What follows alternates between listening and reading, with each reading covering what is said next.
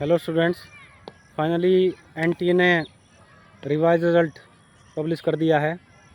तो देखिए, कई बार हम लोगों को ना इस मुश्किल घड़ी में सामना करना पड़ जाता है ऐसी चीज़ों का जो हम लोग नहीं चाहते हैं।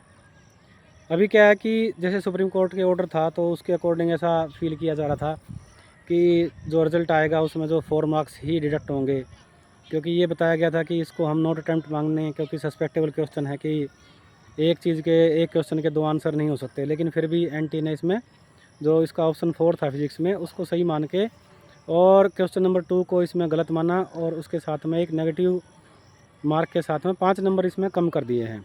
तो अब जो कुछ हमारे स्टूडेंट्स थे, हमारे मिलने वाले थे, उनका जो रैंक में डिफरेंस आया है मैं आपके साथ वो शेयर करना चाहूँगा। एक स्टूडेंट था हमारे साथ में जिसका 1100 के आसपास जो है रैंक था, उसके में 120 रैंक का अंतर आया, सॉरी इसमें 90 का अंतर आया है, और जिसका था 1180 उसमें आया है 120 का। तो इसमें तो लगभग हम देखें तो 10% के आसपास जो है उनका रैंक डिक्रीज़ हो गया, नीचे गिर गया है।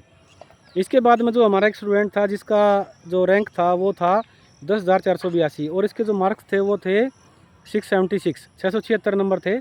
676 नंबर पे जो इसका रैंक था वो था 10,482, और जो अब इसके 5 नंबर घट गए हैं तो जो इसका नया रैंक आ गया है वो आ गया है 11,364।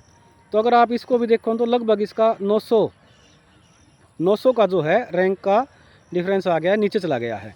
तो अगर हम इसमें भी देखें तो लगभग ये 9 से 10% इसमें डिक्रीज़ हुआ है। इसके बाद एक जो हमारा स्टूडेंट था उसके जो मार्क्स थे वो थे 673। 673 पे जो उसका रैंक था वो था 12,700।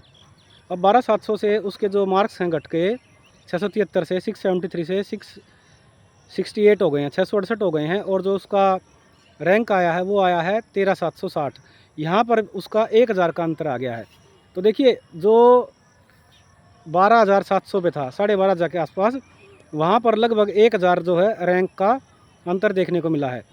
इसके बाद एक जो हमारा स्टूडेंट था उसका जो रैंक था वो था 24,900, और जो उसके मार्क्स थे वो थे 650, 650 एग्जैक्ट उसके मार्क्स थे 24,900, और वहाँ से अब उसके जो मार्क्स कम हो गए हैं वो हो गए 645। तो इसमें जो उसका रैंक आ गया है वो आ गया है 26,168, 26,168 रैंक आ गया है। तो इसमें लगभग उसका 1,200 का अंतर हो गया है। तो अगर आप यहाँ देखें तो ज़्यादा अंतर नहीं हुआ ऊपर जा कर के। तो डाटा जो स्प्रेड है वो इस तरीके से हम लोग कह नहीं सकते, क्योंकि जहाँ पर 12,000 रैंक था वहाँ पर 1,000 का अंतर है, और जहाँ 25,000 रैंक था वहाँ पर केवल 1,200 का अंतर है। तो लगभग 5 से 10% का आपको इसमें डिफरेंस देखने को मिलेगा। इसका एक कारण भी है। अब सपोज़ करो उसके 650 अंक थे, 650 मार्क्स थे, और उसके घट के 645 हो गए हैं। तो उसके बीच में ज़रूरी नहीं कि ज़्यादा बच्चे हों, और ऐसा हो सकता है उसके बीच में जो बच्चे थे 5 नंबर में, उन सब में से ज़्यादा के घटे हों, ज़्यादा बच्चों के नंबर डिडक्ट हुए हों, इसलिए उसके रैंक में ज़्यादा डिफरेंस नहीं आया हो। तो बेटे, ये तो एक लक है आपका कि आपके बीच में अगर 5 मार्क्स आपके घट रहे हैं, तो हो सकता है कि वो सभी के घट रहे हों और आपके रैंक में डिफरेंस बिल्कुल भी ना आए, और ऐसा हो सकता है केवल आपके घटें और सभी के आपसे ऊपर चले जाएँ, तो रैंक में ज़्यादा डिफरेंस आ जाए। लेकिन मैं अगर टोटल में बात करूँ तो 10% से ज़्यादा इसमें डिफरेंस देखने को नहीं मिल रहा है।